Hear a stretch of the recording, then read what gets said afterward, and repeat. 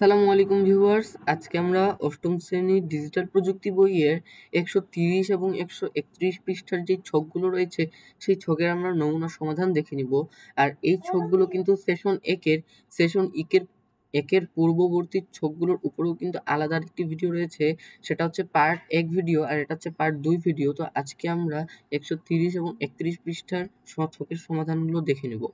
তো এখানে প্রথম ছকের নির্দেশনা বলা হয়েছে, উপরের চিত্রগুলোতে প্রাতিষ্ঠানিক যোগাযোগের সাথে অনানুষ্ঠানিক যোগাযোগের কি কি পার্থক্য খুঁজে পেলাম তা নিচের ঘরে লিখি। তো আমরা যদি একটু উপরে দেখি, তো উপরে কিন্তু একটা ঘটনা দেওয়া রয়েছে।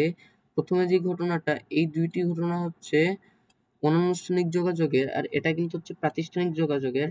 তো এই ঘটনাগুলোর মধ্যে পার্থক্য কিন্তু আমাদেরকে ফাঁকা ছকে লিখতে হবে। তো এখানে এক পাশে লিখতে হবে আমাদেরকে প্রাতিষ্ঠানিক যোগাযোগ আর তার পার্থক্য, আর অনানুষ্ঠানিক যোগাযোগেরটা এই পাশে লিখতে হবে। তো আমরা এখন এই ছকের সমাধানে চলে যাব।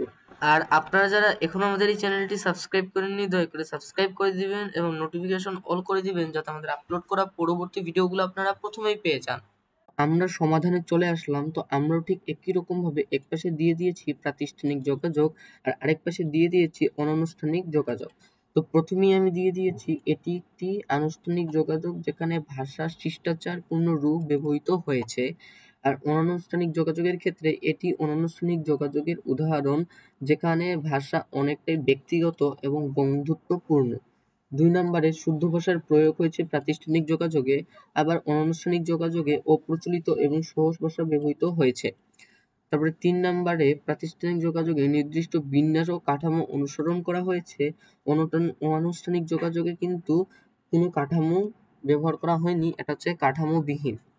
তারপরে আনুষ্ঠানিক যোগাযোগের উদ্দেশ্য বিশেষত সময় বৃদ্ধির জন্য অনুরোধ, আর অনানুষ্ঠানিক যোগাযোগের ক্ষেত্রে এটা কিন্তু ব্যক্তিগত প্রয়োজনে ব্যবহৃত। তারপর সর্বশেষ প্রাতিষ্ঠানিক সম্পর্ক সদস্য ও প্রতিষ্ঠান, আর এটা হচ্ছে ব্যক্তিগত সম্পর্ক ভিত্তিক।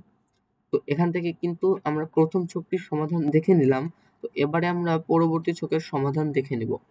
এখানে বলা হয়েছে, তাহলে প্রাতিষ্ঠানিক যোগাযোগের সাথে অনানুষ্ঠানিক যোগাযোগের বেশ কিছু পার্থক্য আমরা খুঁজে পেলাম। আমরা তো একটু আগে সেই সমাধানটা দেখে নিলাম। তারপরে বলা হয়েছে, এছাড়া বাংলা এবং ইংরেজি বিষয়ে আমরা যোগাযোগের বিভিন্ন ধরন এবং সেগুলোর মধ্যে পার্থক্য সম্পর্কে জেনেছি। এবার তাহলে নিচের ঘটনাগুলো কোনটি প্রাতিষ্ঠানিক যোগাযোগের ক্ষেত্রে প্রযোজ্য তা সঠিকভাবে চিহ্নিত করতে পারি কিনা দেখি।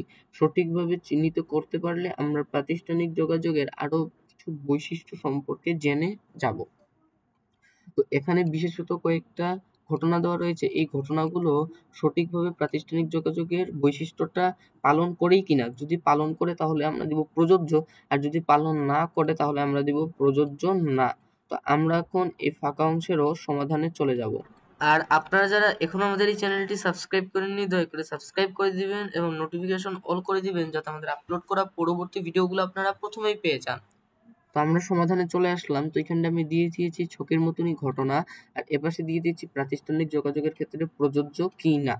তো প্রথমেই ছিল এখানে প্রাতিষ্ঠানের সময়সূচি অনুসারে যোগাযোগ করতে হয়, এটা কিন্তু প্রযোজ্য কারণ এটা প্রাতিষ্ঠানিক যোগাযোগের একটা বৈশিষ্ট্যতে পড়ে। তারপরে স্পষ্টভাবে যোগাযোগের কারণ উল্লেখ করা, এটাও প্রযোজ্য কারণ প্রাতিষ্ঠানিক যোগাযোগের এটাও কিন্তু বৈশিষ্ট্য। ৩ নাম্বার, যোগাযোগের ক্ষেত্রে কি বলতে হবে বা জানতে চাওয়া হবে তা আগে থেকে ঠিক করে নেওয়া, এটাও কিন্তু প্রাতিষ্ঠানিক যোগাযোগের বৈশিষ্ট্যের মধ্যে পড়ে, তাই আমরা দিয়ে দিয়েছি প্রযোজ্য। তারপরে ৪ দিনের যেকোনো সময়ে যখন যোগাযোগ ঘটনা, এটা কিন্তু প্রযোজ্য না কারণ এটা বৈশিষ্ট্য বহন করে না প্রাতিষ্ঠানিক যোগাযোগে। ৫ নাম্বার, যোগাযোগটির ক্ষেত্রে সর্বাধিক গ্রহণযোগ্য মাধ্যম কোনটি তা নির্ধারণ করে নেওয়া, যেমন ফোনে কল করা হবে কিনা, নাকি বার্তা পাঠাতে হবে, নাকি ইমেইল করতে হবে, এটা প্রযোজ্য কারণ এটা একটা বৈশিষ্ট্যের মধ্যে পড়ে প্রাতিষ্ঠানিক যোগাযোগে। তারপরে ৬ নাম্বার, খুব বেশি গুরুত্বপূর্ণ নয় এমন কথা না বলা বা না লেখা, এটা প্রযোজ্য কারণ এটা প্রাতিষ্ঠানিক যোগাযোগের একটা বৈশিষ্ট্য। তারপরে যার সাথে যোগাযোগ করা হচ্ছে তাকে সম্মানের সাথে সম্বোধন করা, এটা প্রযোজ্য কারণ এটা প্রাতিষ্ঠানিক যোগাযোগের একটা বৈশিষ্ট্য। তারপরে ছুটির দিন কাউকে ফোনে কল করা বা বার্তা দেওয়া, এটা কিন্তু প্রযোজ্য না কারণ এটা প্রাতিষ্ঠানিক যোগাযোগের একটা বৈশিষ্ট্যতে পড়ে না।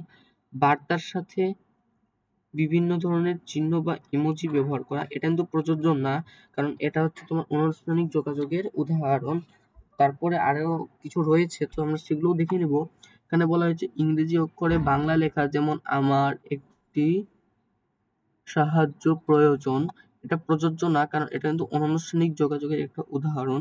তারপরে পূর্ব পরিকল্পনা, অনুমতি ছাড়া কাউকে সামাজিক যোগাযোগ মাধ্যমে অডিও ভিডিও কল করা, এটাও প্রযোজ্য না, কারণ এটা প্রাতিষ্ঠানিক যোগাযোগের বৈশিষ্ট্যের মধ্যে পড়ে না। আর আপনারা যারা এখনো আমাদের এই চ্যানেলটি সাবস্ক্রাইব করেননি, দয়া করে সাবস্ক্রাইব করে দিবেন এবং নোটিফিকেশন অল করে দিবেন, যাতে আমাদের আপলোড করা পরবর্তী ভিডিওগুলো আপনারা প্রথমেই পেয়ে যান।